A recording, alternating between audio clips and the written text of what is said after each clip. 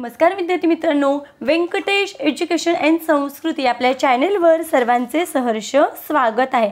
आजच्या व्हिडिओमध्ये आपण भारतीय प्रज्ञाशोध परीक्षा म्हणजेच ITSC इयत्ता 4 21 जानेवारी 2024 या दिवशी झालेल्या आपण या प्रश्नपत्रिकेची उत्तरसूची आजच्या व्हिडिओमध्ये पाहणार आहोत।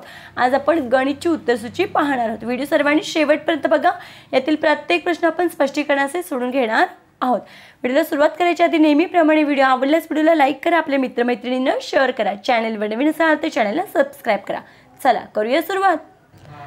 गणितामध्ये एकूण 50 प्रश्न, प्रत्येक प्रश्नाला 2 गुण असे 100 गुण गणितासाठी आहेत। पहिला प्रश्न बघूया, खालीलपैकी देवनागरी व आंतरराष्ट्रीय संख्याचिन्हे यांची अचूक जोडी शोधा। तर याच्यामध्ये बघा इथे 769 इथे 769 म्हणून आपल्या या प्रश्नाचं उत्तर आहे पर्याय क्रमांक 4।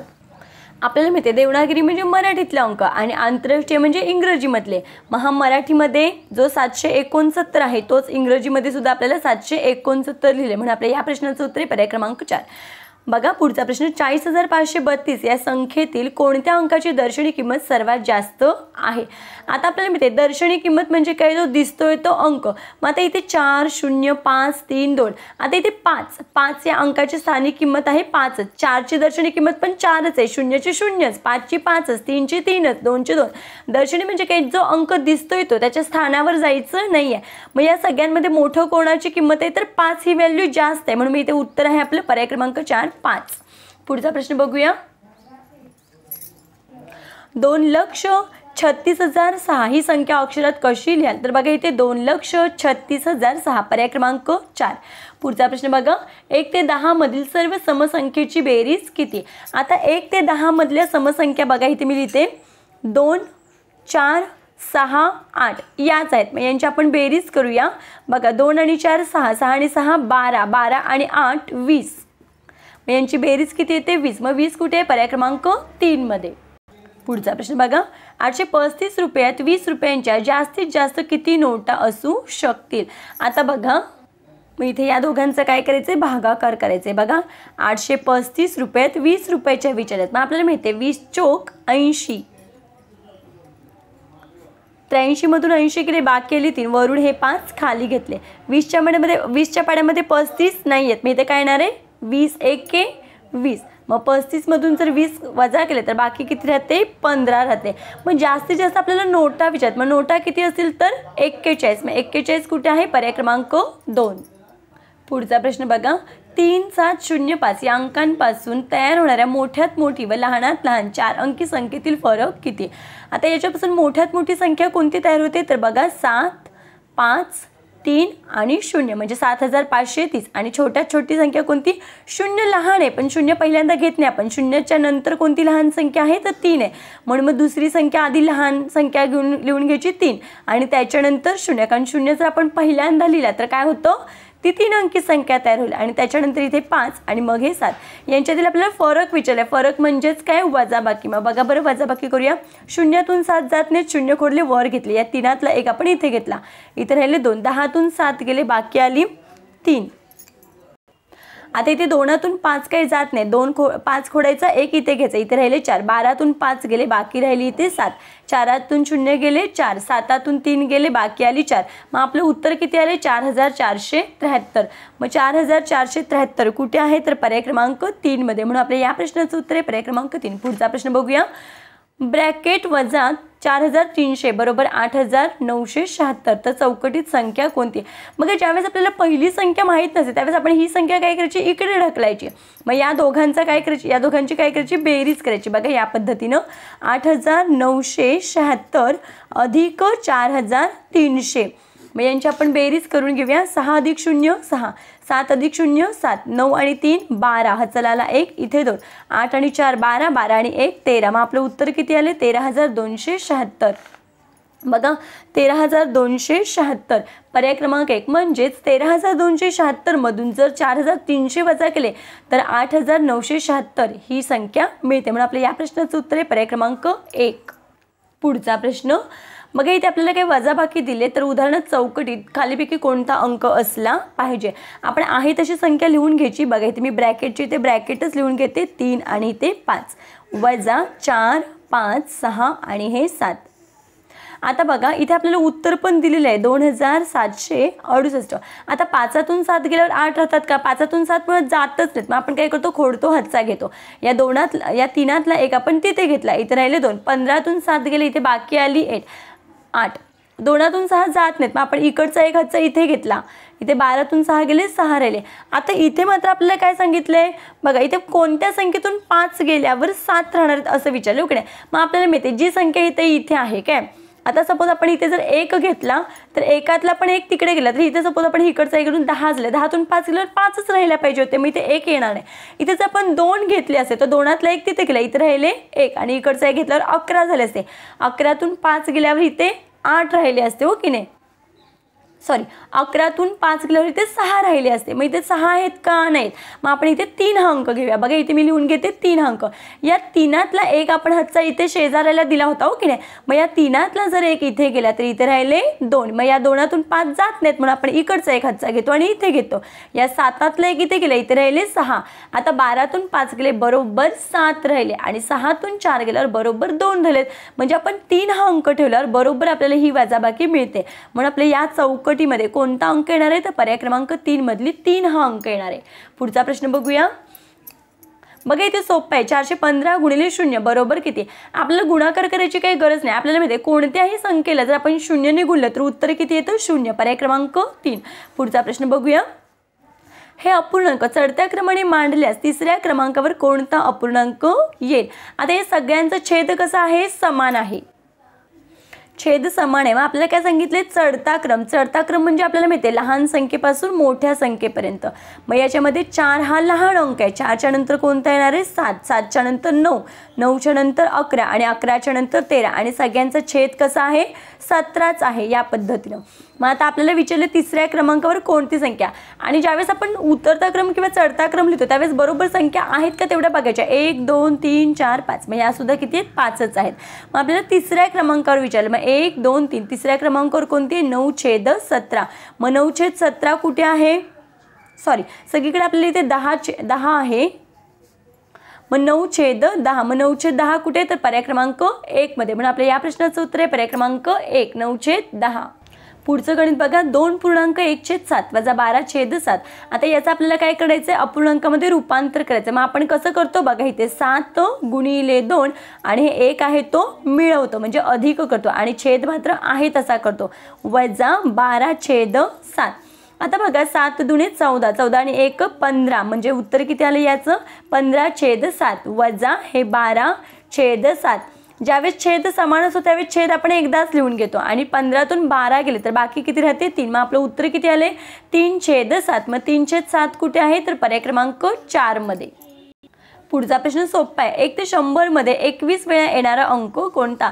तर हे पाठच करून ठेवायचं आहे आपण. 1 हा अंक 21 वेळा येतो. 0 हा अंक 11 वेळा येतो आणि 2 ते 9 मधल्या संख्या किती वेळा येतात 20 मध्ये येतात. 1 ते 100 या अंकामध्ये. मग 21 वेळा कोणता अंक येतो तर 1. म्हणून आपल्या या प्रश्नाचं उत्तर आहे पर्याय क्रमांक 1.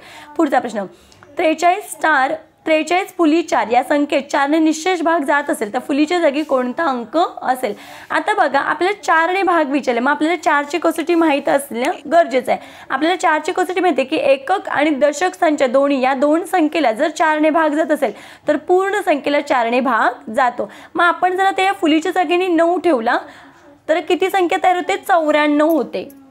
बघा आपण जिथे 9 ठेवलं फुलीच्या जागी तर 94 होते. मग 94ला 4 ने भाग देतो का बघा. 4 दुणे 8. 9तून 8 गेले 1 राहिला वरून घेतले हे 4. आता 4च्या पड्यामध्ये काही 14 नाहीत. मग त्याच्यापेक्षा लहान संख्या कोणती आहे 4 त्रिक 12. 14तून 12 गेले बाकी आले 2. मग उत्तर बघा बाकी आले म्हणजे पूर्ण भाग गेला एका तर नाही म्हणून मग ही संख्या येणार नाही. आता इथे आपण 6 हा अंक ठेवल्यावर फुलीच्या जागी 4. 6 आणि 4 64. मग बघा इथे 4 1 4. 6तून 4 गेले बाकी आले 2 आणि वरून घेतले 4. मग 4च्या पाड्यामध्ये 24 आहेत. 4 सक 24. मग बघा यांची वजाबाकी आली 0. म्हणजे आपण जर या फुलीच्या जागी जर 6 हा अंक ठेवला तर त्याला पूर्ण भाग जातो. म्हणून आपल्या या प्रश्नाचं उत्तर आहे पर्याय क्रमांक 2. याला जर आपण केलं तर बाकी आपली उरते बघा या पद्धतीनं. 4 1 4. 5तून 4 गेले 1 वरून घेतलं 14. 4 त्रिक 12 यांची बाकी आली 2. यांची पण बाकी 2 आली म्हणजे पूर्ण भाग जात नाही. आता इथे पण बघा 4 1 4. 7तून 4 गेले बाकी आली 3 वरून घेतले हे 4. 4 8 32, बाकी आली 2 म्हणजे यांची पण बाकी 2, मग पूर्ण भाग कोणाला गेला आहे तर 64 म्हणजे 6 अंक म्हणून आपल्या या प्रश्नाचं उत्तर आहे पर्याय क्रमांक 2 6. पुढचा प्रश्न बघूया. पुढचा प्रश्न पदावली आहे. 9 अधिक 9 गुणिले 9 भागिले 9 बरोबर सोडवा. पदावली सोडवायची आहे. बघा आपण लिहून घेऊया. 9 अधिक 9 गुणिले 9 भागिले 9 बरोबर विचारले. आपल्याला माहिती आहे आपण गुणाकार आणि भागाकार पहिल्यांदा करतो, मग इथे गुणाकार पहिल्यांदा आले म्हणून आपण गुणाकार करून घेऊया. हे 9 आहेत तसं ठेवायचे. 9 अधिक 9 9 81. आता हे भागिले चिन्ह आणि भागिले 9. आता भागाकार पहिल्यांदा करायचं कारण गुणाकार भागाकार ही चिन्ह मोठी आहेत. मग 81 भागिले जर 9 केलं तर किती येतं उत्तर 9. 9 9 81 आणि हे आहे तसं 9 अधिक 9 बरोबर किती 18. म्हणून आपल्या या प्रश्नाचं उत्तर आहे पर्याय क्रमांक 4 18. पुढचा प्रश्न बघा. समीर दरमहा 300 रुपयाची बचत करतो तर एका वर्षात किती रकमेची बचत करेल.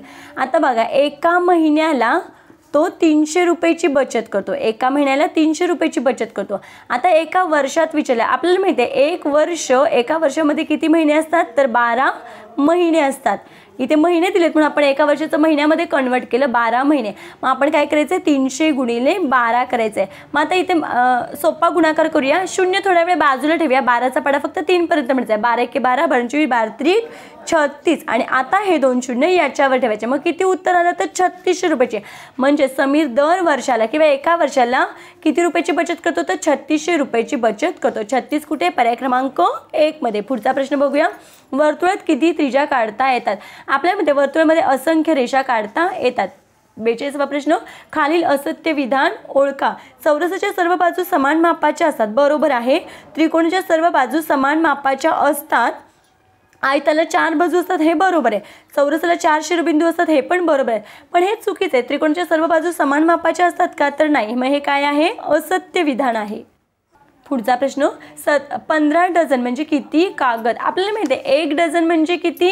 1 डझन म्हणजे 12. बघा 1 डझन म्हणजे 12 कागद. आपल्याला विचारले 15 डझन. मग इथे काय करायचे 15 डझन काढण्यासाठी या 12ला काय करायचे 15ने गुणायचे. मग आपल्याला माहिती आहे 15 दुने 30. हातचाला आले इथे 3 इथे 0. 15 1 15 15 आणि 3 18 म्हणजे 180 कागद. मग 180 कुठे पर्याय क्रमांक 1 मध्ये. पुढचा प्रश्न बघूया. सतेजने एका दुकानातून 2.25 रुपयाची पेन्सिल 9.5 रुपयांचा पेन घेतला आणि दुकानदाराला 20 रुपयाची नोट दिली तर सतेजल किती रुपये परत मिळतील. सतेजला किती रुपये परत मिळतील विचारले. मग बघा 2.25 रुपये म्हणजे किती 2 रुपये 25 पैसे आणि 9.5 रुपये म्हणजे किती 9 रुपये 75 पैसे. 9.5 रुपयांचा पेन घेतला मग यांची काय करायची बेरीज करायची. मग 5 आणि 5 10. हातचाला आला 1 7 8 9 10. हातचाला आला 1 इथे 0. 9 आणि 2 10 11 आणि हा 1 12. मग किती रुपयाची खरेदी झाली त्याची 12 रुपयाची खरेदी झाली. दुकानदाराला दिलेत किती रुपये 20 रुपये दिलेत हो की नाही. मग 20 मधून हे 12 वजा केले तर किती येते बाकी तर 8 रुपये. मग सतेजला किती रुपये परत मिळतील तर 8 रुपये. पर्याय क्रमांक 4. पुढचा प्रश्न बघा. एका वर्षी शिक्षक दिन सोमवारी असेल तर त्याच वर्षी बालदिन कोणत्या वारी येईल. तर शिक्षक दिन सोमवारी आहे तर बालदिन सुद्धा सोमवारीच येईल का तर बघा हे ट्रिक लक्षात ठेवायची आहे. बाशी स्वाती म्हणजे काय हे शॉर्टकट लक्षात ठेवायचं आहे. बाशी स्वाती या दिवशी एकच वार येतो. बा म्हणजे बालदिन 14 नोव्हेंबर. शी म्हणजे शिक्षक दिन 5 सप्टेंबर. स्वा म्हणजे स्वातंत्र्य दिन 15 ऑगस्ट आणि टी म्हणजे लोकमान्य टिळक पुण्यतिथी 1 ऑगस्ट. मग या दिवशी एकच वार येतो. या सगळे वार एकाच दिवशी येतात म्हणून आपल्या या प्रश्नाचं उत्तर आहे पर्याय क्रमांक 2 सोमवार. पुढचा प्रश्न बघा. 1 लिटर 500 मिली वजा 750 मिली बरोबर किती. आता बघा 1 लिटर 500 मिली म्हणजे किती हे 1500 मिली झालं. त्याच्यातून आपल्याला 750 मिली वजा करायचं आहे. 0तून 0 गेले 0. 0तून 5 काही जात नाहीत. आपण इथे 10 करतो आणि इथे राहिले 4. 10तून 5 गेले इथे राहिले 5. 4तून 7 जात नाहीत. या एकातलं एक खोडलं इथे घेतलं इथे राहिले 0. 14तून 7 गेले 7. मग आपलं उत्तर किती आलं 750 मिली. मग 750 मिली म्हणजेच त्याला आपण काय म्हणतो पाऊण लिटर. पर्याय क्रमांक 3. पुढचा प्रश्न बघा. 5 लिटर दूध मोजण्यासाठी 250 मिलीची किती मापे लागतील. बघा हे लिटरमध्ये आणि हे मिलीमध्ये. मग 5 लिटर म्हणजेच किती 5000 लिटर. सॉरी 5 लिटर म्हणजे 5000 मिली आणि हे 250 मिली. बघा इथे मी आता आडवा भागाकार करते असा 250 मिलीची किती मापं लागतील विचारले. मग या शून्याला हे शून्य कट केलं. आता माहिती 25 एके 25 25 दुने 50 आणि 25 0 0. मग किती 20 मापे. पर्याय क्रमांक 2. पुढचा प्रश्न. 55/7 या अपूर्णांकांचे पूर्णांकयुक्त अपूर्णांकात रूपांतर करा। आता बघा इथे याचं मी एकाचं करून दाखवते। आपल्याला माहिती या दोघांचा आपण काय करतो गुणाकार, मग 7 7 49। बघा इथे मी एक दाखवते करून 7 × 7 अधिक 6 आणि छेद आहे तसं लिहून घ्यायचं असतो। मग 7 7 49, 49 आणि 6 55/7।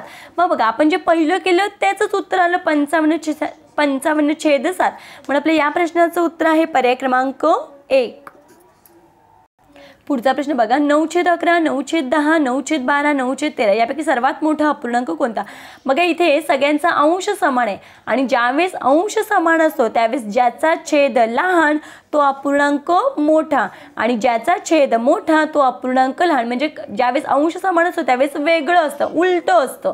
मग आता आपल्याला मोठा विचारला, मग या सगळ्यांमध्ये बघा 10 हे लहान आहे म्हणून मग 9/10 हा काय आहे सर्वात मोठा अपूर्णांक आहे। मग 9/10 कुठे, पर्याय क्रमांक 3 मध्ये।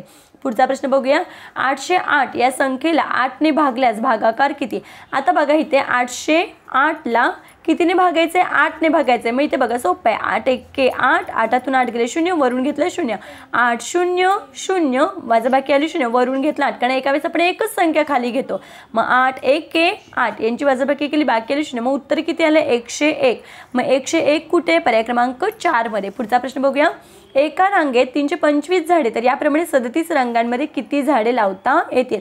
आता एका रांगेतलं दिले आणि 37चं काढायचं, मग या दोघांचा काय करायचंय गुणाकार। मग आपण गुणाकार करून घेऊया। बघा इथे 325 × 37, 7 5 35, हातचाला आले 3, इथे 5, 7 2 14, 15 16 17, हातचाला आला 1 आणि इथे हे 7, 7 3 21 आणि 1 22, याचं काम झालं इथे आपण 0 देतो। आता बघा 3चा पाडा 5 पर्यंत, 3 5 15। आता मात्र हातचा इथे लिहायचं नाही, आपण इथे किंवा बोटावर घ्यायचं। मग 3 2 6, 6 आणि 1 7, 3 3 9, इथे 9, हातचा वगैरे काय आलेला नव्हता इथे। 5 0 5, 7 आणि 5 12, हातचा आला 1, 7 8 9 10, इथे 1 आणि इथे 0, 9 आणि 1 10, 10 आणि 2 12। मग आपलं उत्तर किती आले तर बघा इथे 12,025। मग 12,025 कुठे, पर्याय क्रमांक 1 मध्ये। म्हणजे एका रांगेमध्ये जर 325 झाड तर 37 रांगांमध्ये 12,025 झाडं। पुढचा प्रश्न बघा या संख्या चढत्या क्रमाने मांडल्यास सर्वात पहिल्यांदा कोणती संख्या येईल। आता चढता क्रम म्हणजे लहान संख्या विचारली की नाही। मग इथे बघा इथे पण 88 आहे, इथे पण 88, इथे पण 88, इथे पण 88। मग तिसरी संख्या, दोन संख्या सेम आहेत तर तिसरी बघायची। इथे आहे 4, इथे आहे 3, इथे आहे 5 आणि इथे आहे 1। मग सगळ्यात लहान आपल्याला पहिल्यांदाच विचारलं, मग आपल्याला पुढचा चढता क्रम लावायची काही गरज नाही। पहिलीच संख्या लहान संख्या कोणती आहे 88,142। मग 88,142 कुठे आहे, पर्याय क्रमांक 2 मध्ये। पुढचा प्रश्न बघा खालीपैकी लीप वर्ष कोणते। आपल्याला माहिती आहे ज्या वर्षाला ज्या सणाला 4 ने भाग जातो त्याला आपण काय म्हणतो लीप वर्ष म्हणतो। मग 4ची कसोटी माहिती आहे काय, शेवटचे 2 अंक हो की नाही। मग ते 82 बघा 82 ला 4 ने भाग झाले का नाही, कारण 4 2 8 आणि हे 2 राहतात म्हणून मी इथे जाणार नाही। आता इथे पण बघा इथे मी 72 घेते, शेवटचे 2 अंक फक्त घ्यायचे आणि इथे 4, 4 1 4, 3 राहिले आणि वरून घेतले 2, मग 4 8 32, बरोबर बाकी आली 0, म्हणजे पूर्ण भाग गेला, कारण आपल्याला 18 चौक 72। मग हे काय आहे लीप वर्ष आहे। आता इथे जर 94 घेतलं तर 94 ला सुद्धा पूर्ण 4 ने भाग जात नाही, कारण बघा 4 1 4, 4 2 8, बाकी राहिले 1, वरून घेतले 4, 4 3 12, बाकी राहते 2, मग इथे जातोय का नाही म्हणून हे लीप वर्ष नाही। आता 2006 सुद्धा नाही कारण शेवटचे 2 अंक, म्हणून मध्ये काय 1972 हे काय आहे लीप वर्ष आहे। पुढचा प्रश्न बघा सोबतच्या आकृतीची परिमिती किती। आपल्याला परिमिती म्हणजे काय, तीनही बाजू म्हणजे दिलेल्या आकृतीच्या सर्व बाजूंची बेरीज। मग बघा 8 आणि 9 8 16 17 18 19 20 21, मग ह्यांची परिमिती किती आली 21 सेमी, पर्याय क्रमांक 2। पुढचा प्रश्न बघा आकृतीचा किती भाग रंगवलेला आहे। आता आकृतीचे एकूण भाग बघा 1 2 3 4 5 6 7 8, एकूण भाग आहेत 8, रंगोलीत किती 1 2 3, मग किती 3/8, मग 3/8 कुठे, पर्याय क्रमांक 1 मध्ये। पुढचा प्रश्न 10 रुपयांच्या 12 नोटा आणि 20 रुपयांच्या 10 नोटा मिळून किती रुपये होतात। बघा इथे दिलेल्या माहितीनुसार आपल्याला माहिती आहे 4 चीटचे म्हणजे काय गुणाकार, मग 10च्या 12 नोटा म्हणजे 10 × 12 आणि काय 20 रुपयांच्या 10 नोटा म्हणजे इथे काय 20 × 10। आता बघा 12 10 120 आणि 20 10 200, मग यांची काय करायची, बेरीज करायची. 0 अधिक 0 0, 2 आणि 0 2, 2 आणि 1 3. मग किती रुपये झाले, 320 रुपये. 320 पर्याय क्रमांक 2. पुढचा प्रश्न, एका क्रिकेटच्या मैदानाची आसन क्षमता 27,875 आहे. एका सामन्याच्या वेळी 9,150 स्त्रिया आणि 12,100 पुरुष होते, तर किती आसने रिकामी होती. मग बघा, एवढ्या स्त्रिया आणि एवढे पुरुष या दोघांच्या आधी काय करून घ्यायची, बेरीज करून घ्यायची. मग आपण बेरीज करून घेऊया. 9,150 आणि हे काय 12,100 यांची बेरीज करायची, कारण पुरुष आणि स्त्रिया आल्या होत्या की नाही. 0 5 2 9 आणि 2 11. हा चला किती, 21,250 एकूण हजर होते हो की नाही. मग मैदानाची आसनं म्हणजे बसायची जी आसनं ती किती होती, 27,875. मग याच्यामधून हे 21,250 वजा करूया. बघा, 5तून 0 गेले 5, 7तून 5 गेले 2, 8तून 2 गेले 6, 7तून 1 गेले 6 आणि ह्याच्यातून 2तून 2 गेले 0. मग आपलं उत्तर किती आले, 6,625. मग 6,625 कुठे, पर्याय क्रमांक 2 मध्ये. म्हणजे 6,625 आसने रिकामी होती. पुढचा प्रश्न बघूया. खरेदी किंमत 5,000 रुपये, विक्री किंमत 3,999 रुपये, तर तोटा किती. आता इथे आपल्याला तोट्याचं सूत्र वापरायचं आहे. तोट्याचं सूत्र आहे खरेदी किंमत वजा विक्री किंमत. खरेदी किंमत किती आहे इथे, 5,000 रुपये. खरेदी किंमत आहे 5,000 आणि त्याच्यातून 3,999 रुपये वजा करायचे. मग बघा इथे 5,000 वजा 3,999 जर आपण वजा केले तर आपल्याला माहिती 0तून 9 काही जात नाहीत. मग आपण 0 करतो, वर घेतो. आता इथे सगळीकडे 0 आहेत, मग ते सगळे खोडले आणि वर घेतले. या 5तला 1 आपण इथे गेला, इथे झाले 10, इथे राहिले 4. 10तून 1 इथे गेला, इथे राहिले 9. या 10तला 1 इथे गेला, इथे राहिले 9. मग 10तून 9 गेले 1, 9तून 9 गेले 0, 9तून 9 गेले 0, 4तून 3 गेले 1. मग आपलं उत्तर किती आले, तर 1,001. म्हणजे या ह्याच्यामध्ये या व्यवहारामध्ये त्याला किती रुपये तोटा झालाय, तर 1,001 रुपये. 1,001 कुठे आहे, पर्याय क्रमांक 2 मध्ये. पुढचा प्रश्न बघूया. 8,25,000 4,500 मिळवल्यास बेरीज किती येईल. आता 8,25,000 म्हणजे किती, 8,250 आणि त्याच्यामध्ये 4,500. 4,500 म्हणजेच किती, 3,750. 4ला थोडा भाग कमी, पाव भाग कमी. यांची काय बेरीज करायची की नाही. 0 आणि 0 0, 5 आणि 5 10, हातचाला आला 1, 7 आणि 2 9, 9 आणि 1 10, हातचाला 1 इथे 0, 8 आणि 3 9 10 11 आणि हा 1 12. मग आपलं उत्तर किती आले, तर बघा 12,000. मग आपलं उत्तर आहे पर्याय क्रमांक 4. पुढचा प्रश्न बघा. एका आयताची लांबी 15 सेमी आणि रुंदी 10 सेमी आहे, तर आयताची परिमिती काढा. आयताच्या परिमितीचं सूत्र आहे 2 लांबी अधिक 2 रुंदी. मग आपल्याला माहिती आहे 2 गुणिले किती लांबी आहे 15 अधिक चैत्या अधिक 2 गुणिले रुंदी किती आहे 10. मग बघा 15 दुणे 30 अधिक बेंदा आहे 20. मग 30 अधिक 20 बरोबर किती 50 सेमी. म्हणजेच आयताची परिमिती किती आहे, तर 50 सेमी. आपलं उत्तर बरोबर आहे चेक करण्यासाठी बघा हे 15 आणि समोरासमोरी बाजू सेम असतात आयताच्या आणि हे 10 आणि हे 10 या सगळ्यांची बेरीज बरोबर येते. फक्त ते आपण काय केलं, सूत्राने सोडलं. म्हणून आपलं उत्तर आहे पर्याय क्रमांक 3 पर्याय क्रमांक 4 50 सेमी. कारण नेहमी आपल्या लक्षात ठेवायचं आहे परिमिती ही सेमीमध्ये. आता इथे सेमीमध्ये दिलं तर हे सेमीमध्येच येणार आहे आणि क्षेत्रफळ मात्र 4 सेमी जोडायचं असतं. ठीक आहे. पुढचा प्रश्न 9 शतक अधिक 9 दशक अधिक 9 एकक अधिक 1 बरोबर किती. आता बघा 9 शतक म्हणजे 900, 9 दशक म्हणजे 90 आणि 9 एकक म्हणजे 9 आणि अधिक हा 1 आहे. या सगळ्यांची काय करायची बेरीज करायची. 9 आणि 1 10, हातचाला 1 9 आणि 1 10, हातचाला 1 9 आणि 1 10. मग किती आलं उत्तर 1,000. पर्याय क्रमांक 3. पुढचा प्रश्न. खालीलपैकी कोणत्या संख्येतील 7 या अंकाची स्थानिक किंमत दर्शनी किंमत सारखीच आहे. आपल्याला माहिती आहे बघा एककाची 7चं विचारले की नाही आपल्याला. मग याच्यामध्ये 7ची स्थानिक किंमत आहे 7,000 आणि दर्शनी किंमत आहे 7. मग हे फरक आहे, सारखी आहे का नाही. याच्यामध्ये 7ची स्थानिक किंमत आहे 700 आणि दर्शनी किंमत बघा 7ची स्थानिक किंमत म्हणजे घरानुसार एकक दशक शतकाच्या घरात आहे म्हणून 7 दशक म्हणजे 700 ही स्थानिक किंमत आणि दर्शनी किंमत म्हणजे 7 सांगितले ना तर 7 जो अंक दिसतोय तो. मग इथे 7ची स्थानिक किंमत आहे 70 आणि दर्शनी किंमत 7 आणि इथे मात्र बघा 7 एककाच्या घरात आहेत. 7ची स्थानिक किंमत पण 7 आहे आणि 7ची दर्शनी किंमत पण 7 आहेत म्हणून ही दोन्ही सेम आहे. पर्याय क्रमांक 4. पुढचा प्रश्न. 5,305 अधिक 3,976 बरोबर किती. यांची बेरीज करायची आहे. यांची बेरीज केली, आपलं उत्तर आले 92, 81. पर्याय क्रमांक 2. पुढचा प्रश्न, एका वर्तुळाची त्रिज्या 2.5 सेमी आहे तर त्या वर्तुळाची सर्वात मोठी जीवा कोणती? बघा हा वर्तुळ आहे, या वर्तुळाची त्रिज्या ही वर्तुळ केंद्रापासून इथपर्यंत असते, ही त्रिज्या असते 2.5 आहे. आणि आपल्याला माहिती आहे जीवा ही खरं कडेल असते, पण एवढं पण हे पण माहिती आहे आपल्याला की त्रिज्येच्या दुप्पट व्यास असतो, पण वर्तुळाची सर्वात मोठी जीवा कोणती असते तर ही असते. वर्तुळाचा व्यास आहे ती सर्वात मोठी जीवा असते. मग हे 2.5 आणि 2.5, मग बघा 25 आणि हे 25 किती झाले? हे 50. आणि ते एक घर झालं पॉईंट आहेत म्हणजे किती? 5. मग 5 सेमी. पर्याय क्रमांक 2. पुढचा प्रश्न बघूया आपण. 180 मीटर दोरी 5 ठिकाणी कापून तिचे समान तुकडे केले तर प्रत्येक तुकड्याची लांबी किती आहे? आता ही दोरी ती 5 ठिकाणी कापले, हो की नाही, म्हणजे तिचे तुकडे किती झालेत तर 6 तुकडे झालेत. म्हणून मग काय करायचं आहे? 180 भागिले 6. मग आपल्याला माहिती आहे 6 त्रिक 18, यांची वजाबाकी केली 0, वरून घेतलं 0, 6 0 0, बाकी आली 0. मग उत्तर किती आले? 30 मीटर. मग प्रत्येक तुकड्याची लांबी किती आहे? 30 मीटर. पुढचा प्रश्न बघूया. 9 किलोमीटर म्हणजे किती मीटर? 1 किलोमीटर म्हणजे 1000 मीटर. मग 9 किलोमीटर म्हणजे 9000 मीटर. पर्याय क्रमांक 3.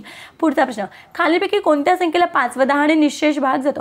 5 ची कसोटी बघा. 5 ची कसोटी आपल्याला काय सांगते? ज्या संख्येच्या एकक स्थानी 0 किंवा 5 हे अंक जर असतील त्या पूर्ण संख्येला 5 ने भाग जातो. आणि 10 ची कसोटी आपल्याला काय सांगते की शेवटला फक्त 0 पाहिजे तरच, म्हणजे एककाच्या घरामध्ये 0 पाहिजे तरच त्या संख्येला 10 ने भाग जातो. मग बघा इथे 0 आहे, इथे 5 आहे, याला 5 ने भाग जाऊ शकतो पण 10 ने जाणार नाही आणि याचा तर काही प्रश्नच नाही. म्हणून मी इथे 0 बघा 5 च्या कसोटीमध्ये पण शेवटला 0 आलं तरी 5 ने भाग जातो आणि 10 चे मात्र 0च आहे, म्हणून मी इथे पर्याय क्रमांक 1 हे उत्तर आहे. पुढचा प्रश्न, 630 गुणिले 35 बरोबर किती? बघा इथे आपण गुणाकार करून घेऊया पटकन. 630 गुणिले 35, 5 ने 3 ला 5 त्रिक 15, हा चला आला 1, 5 0 0 0 अधिक 1 1, 5 सक 30. याचं काम झालं, याच्या जागी आपण 0, आता 3 ने गुणायचं. 3 त्रिक 9, 3 0 0, 3 सक 18. यांची बेरीज करूया. 5 5, 9 आणि 1 10, हा चला आला 1, इथे 1, 8 आणि 3 9 10 11, हा चला 1, इथे 1 आणि 1 2. मग आपलं उत्तर किती आलं? 21105. मग 21105 पर्याय क्रमांक 2. पुढचा प्रश्न बघा. 707 भागिले 1. आता बघा इथे सोपा आहे भागाकार किंवा आपण डायरेक्ट इथे गेलं बघा. 7 1 7, 7 1 7, 7 0. आता बघा इथे 7 1 7, 7तून 7 गेले बाकी आली 0, वरून घेतलं 0, 7 0 0, यांची वजाबाकी केली 0, वरून घेतले हे 7, 7 1 7, यांची वजाबाकी केली बाकी आली 0. मग उत्तर किती आले? 101. 101 पर्याय क्रमांक 3. पुढचा प्रश्न, ज्या कोणाचे माप 90 पेक्षा जास्त आहे त्या कोणाला टिंबटिंब म्हणतात? मग त्याला काय म्हणायचं? विशाल कोण म्हणायचं? पुढचा प्रश्न, कोणत्या संख्येतून 4927 वजा केल्यास बाकी 2350 मिळेल?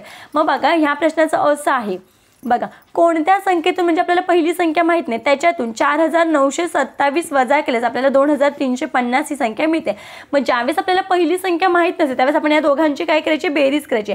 मग बघा इथे 4927 अधिक 23 यांची बेरीज 7 आणि 0 7, 2 आणि 5 7, 9 आणि 3 10 11 12, 4 5 6 7, यांची बेरीज किती आली?